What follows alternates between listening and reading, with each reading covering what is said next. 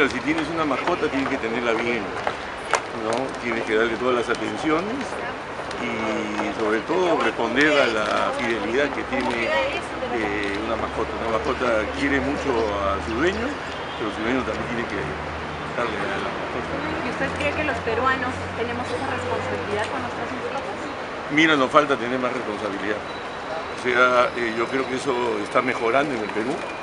Me parece muy bien que se haga campaña para mejorar cómo cuidar nuestras mascotas. Y bueno, la verdad que tenemos que seguir haciendo este tipo de trabajo para que la gente cuide mejor cada día. Precisamente podría dar un mensaje para que todas las personas puedan tratar de mejor manera a sus perros. Sí, claro. Yo puedo decir de que exhorto a todas las personas que tienen una mascota que la cuiden cada día más. Yo creo que haciéndolo de esa forma vamos a salvaguardar también la seguridad y sobre todo darle unas condiciones de vida que merece tener todo ser viviente y sobre todo cuando ese ser viviente es parte de nuestra familia.